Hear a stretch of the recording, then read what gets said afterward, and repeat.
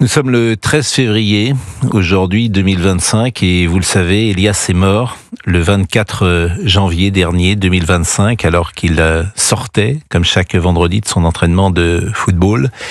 Et il se trouve que Elias était né le 14 février 2010, et que demain, Elias aurait dû avoir 15 ans.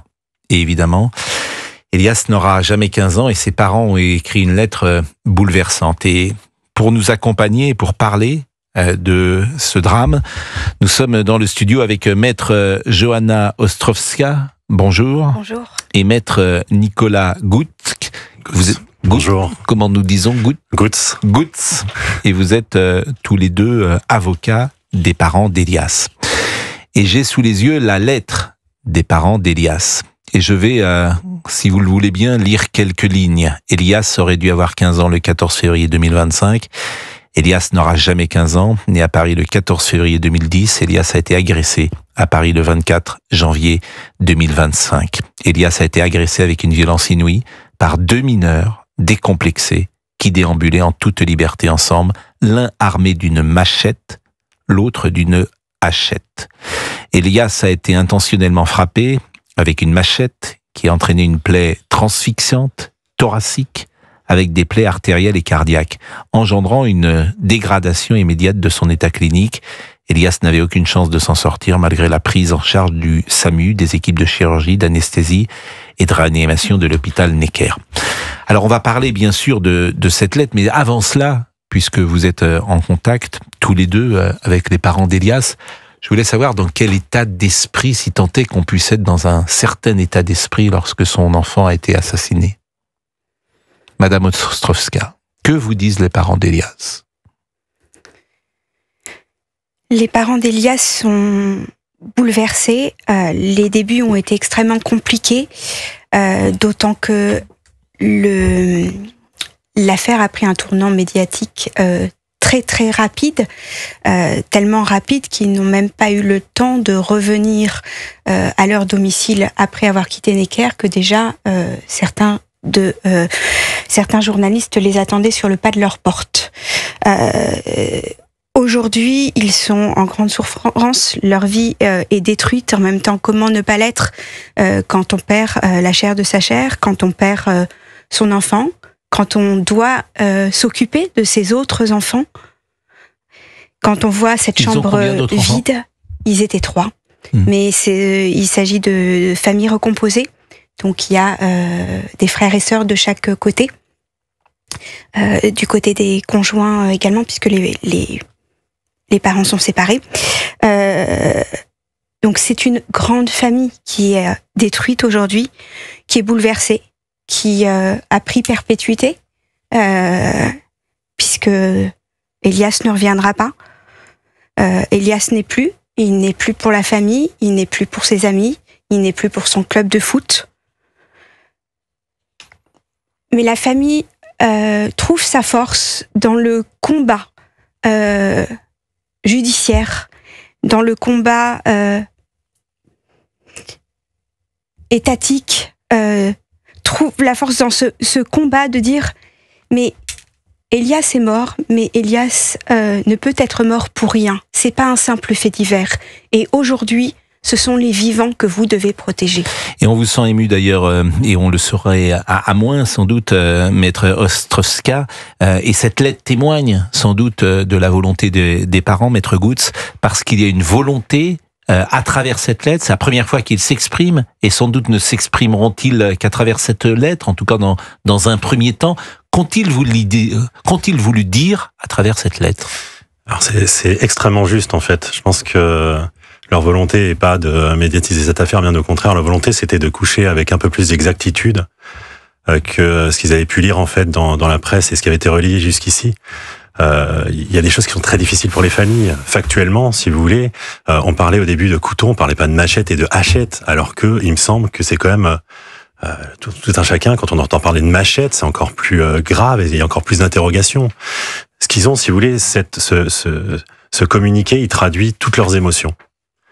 Il traduit les interrogations qu'ils ont, les futures réponses qui seront sans doute inaudibles quant à la responsabilité de l'État, d'une certaine façon, la douleur avant tout, la nécessité d'apporter une réponse pénale qui soit ferme, parce qu'ils ont besoin de ça aussi.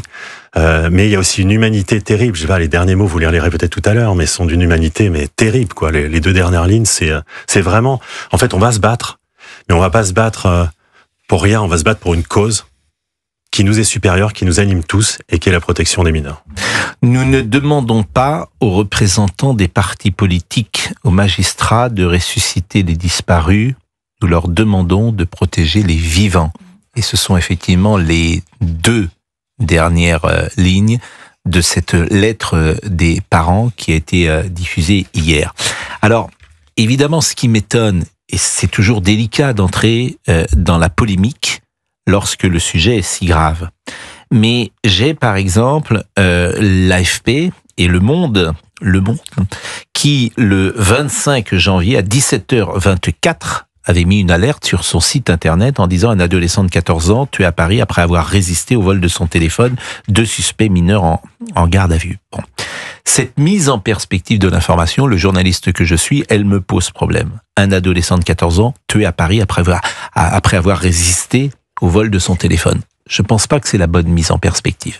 Et de la même manière hier, l'AFP, et j'ai la dépêche de 15h10 sous les yeux, après que la lettre a été diffusée, l'AFP a fait une dépêche. Les parents du jeune Elias, décédé le 25 janvier, suite à une agression, ont salué la proposition de loi durcissant la justice des mineurs dont l'examen commence mercredi à l'Assemblée nationale. C'est déjà étonnant, ce n'est pas ce que j'aurais retenu, bien sûr, de cette dépêche, mais c'est l'AFP qui l'écrit hier à 15h10. Et l'AFP ne parle pas de machette, et l'AFP ne parle pas de hachette, et au contraire, l'AFP précise que Elias avait été poignardé à la sortie d'un entraînement de football. Et je répète cette phrase, Elias avait été poignardé à la sortie d'un entraînement de football. J'en ai déjà parlé tout à l'heure sur CNews. Je suis scandalisé. Le journaliste que je suis est scandalisé. Parce que je connais aujourd'hui le climat médiatique. Je sais qu'il y a des mots qu'on ne veut pas entendre. Et effectivement, le mot machette et hachette a une connotation culturelle. Et ça, on ne veut pas l'entendre dans la société d'aujourd'hui.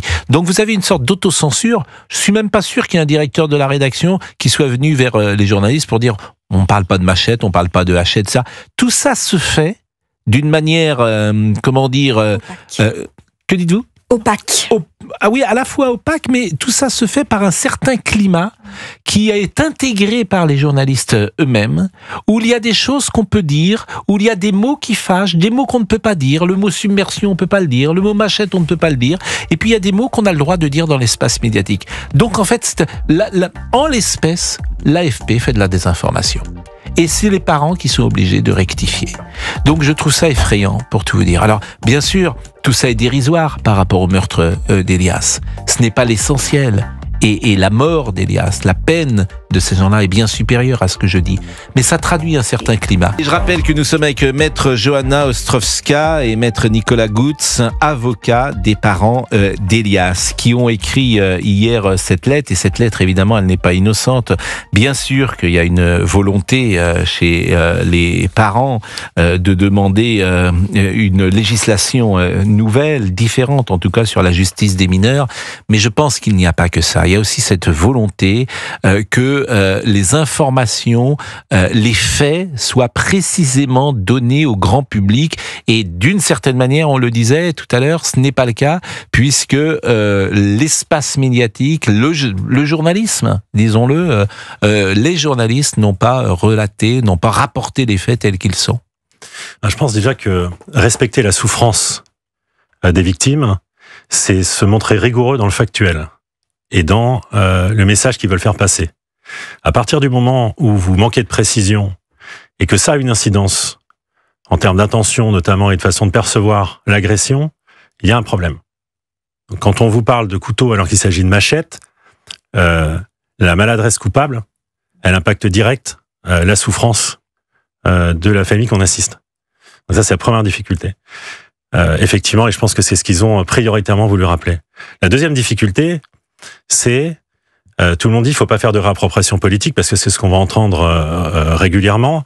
Alors ne séquencez pas un communiqué qui a été écrit et dont chacun des mots a été mesuré et traduit précisément la souffrance et les attentes des parents, je pense.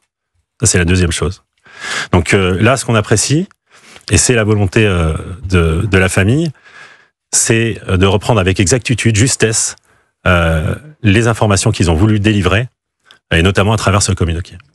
Il est 11h48, vous êtes sur Europe 1, vous écoutez Nicolas Goutz, avocat des parents d'Elias, avec Johanna Ostrowska, vous êtes tous les deux avocats.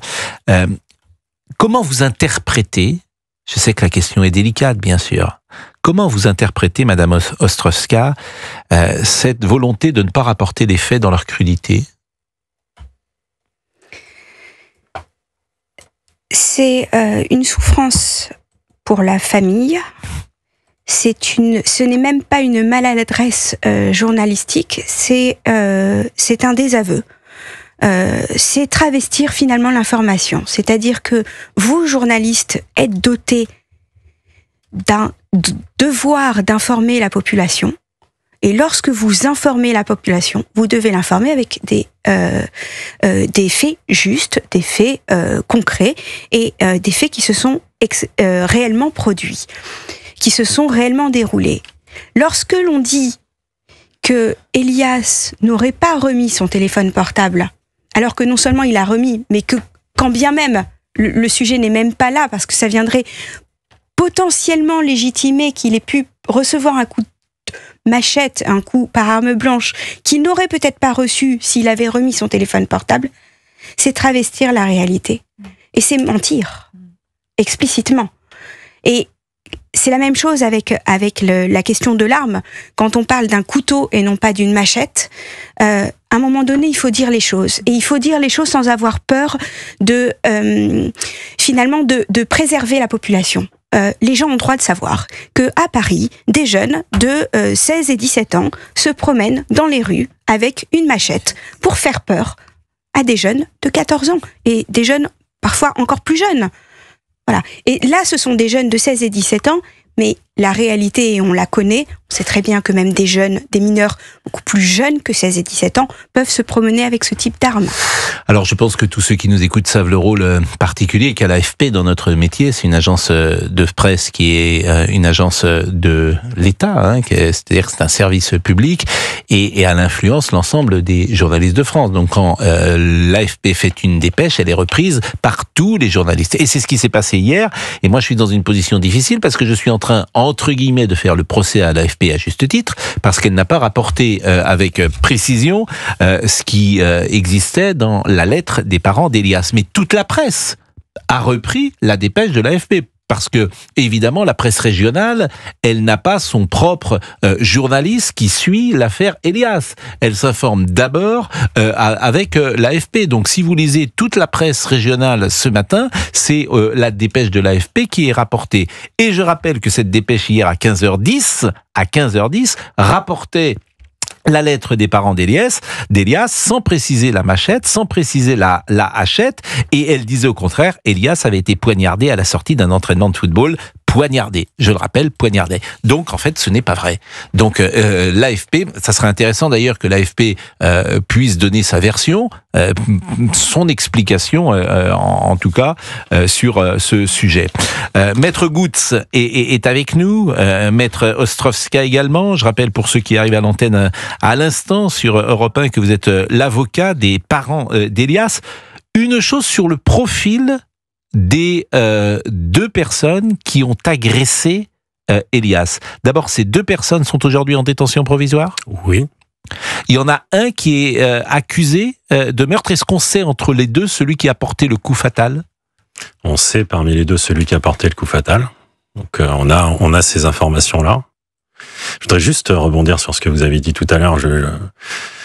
En fait, je cite Bourdieu, c'est pas de moi évidemment, mais quand vous avez une responsabilité d'information et que derrière, ce qu'appelait Bourdieu, c'est circulation circulaire de l'information, vous vous retrouvez dans un marasme en fait où vous avez plus aucune clarté, intelligibilité de la situation et ça dessert tout le monde pour des raisons qui sont liées, en tout cas, à des enjeux qui ne sont pas les nôtres.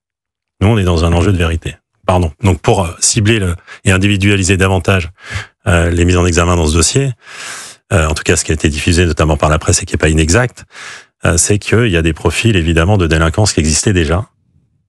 Il y a eu des mesures judiciaires dont on appréciera ou non le laxisme, l'inadaptation. Alors sans parler de laxisme parce que c'est toujours compliqué, mais le caractère inadapté à ce moment-là de leur placement et de leurs interdictions judiciaires. Il y a eu tout ça. Il y a eu un certain nombre d'interpellations. Ils sont connus des services de police. Ils ont quel âge? Alors, ils sont entre 16 et 17 ans. La difficulté, si vous voulez, c'est que on se retrouve en fait dans un combat, et nous, c'est ce qui est difficile pour nous, où chacun cherche non pas à assumer ses responsabilités, c'est-à-dire par exemple, est-ce qu'on doit punir plus sévèrement, quel est le degré de responsabilité des magistrats dans les décisions qu'ils vont rendre, ça c'est une part de responsabilité, on va s'interroger là-dessus. Les législateurs vont dire que c'est pas assez sévère, donc ils vont proposer certaines mesures qui vont notamment élever les curseurs de gravité quand il va s'agir de sanctionner, mais en réalité, on a déjà un arsenal législatif qui est adapté ou qui dépend de la façon dont on va l'appliquer. Toutes ces questions-là, si vous voulez, sont très très intéressantes, mais je trouve que elles ont été posées à un moment où ça aurait pu heurter, ça a heurté quelquefois parce que les propos, notamment des parents, ont été dénaturés, ont heurté la souffrance des parents. Donc ce sont des choses auxquelles on va répondre, mais je vous remercie en tout cas de nous donner cet espace, de davantage essayer de retranscrire une souffrance qui est déjà extrêmement difficile, plutôt que de se positionner politiquement sur telle ou telle chose. Alors bien sûr, ces deux jeunes gens seront jugés. Ils seront jugés et ils encourent une peine moindre parce qu'ils sont mineurs, ou est-ce que l'excuse de minorité, Maître Strauss-Kahn, peut sauter, si j'ose dire? Alors, l'excuse de minorité, elle est fixée par les textes, et effectivement, on peut s'en extraire sous condition et de motiver extrêmement bien la décision, et sous condition du parcours de délinquance et le parcours juvénile de ces jeunes. La difficulté qui est qui ressort en fait, c'est que les magistrats ne l'écartent quasiment jamais. Ils l'écartent dans 1%, je crois, des cas des affaires, et c'est là toute la difficulté de la chose, c'est que finalement les textes prévoient quand même certes, cette excuse de minorité, mais avec une possibilité de l'écarter, et pour autant, les juges ne s'en saisissent pas. Qui décide dans ces cas-là? Ça se passe avant le tribunal, avant le... C'est la cour d'assises. C'est la cour d'assises, d'accord. Et c'est la cour d'assises souveraine, avec donc un jury populaire. C'est une des questions qui est posée à l'occasion d'un procès de cour d'assises, et donc elle est souveraine, évidemment. D'accord. Donc dans l'instruction, elle n'intervient pas... Cette excuse de minorité, ça sera la Cour qui répondra à cela. Je vais vous remercier grandement. La motivation du juge d'instruction trouvera quand même son sens lors du procès d'assises.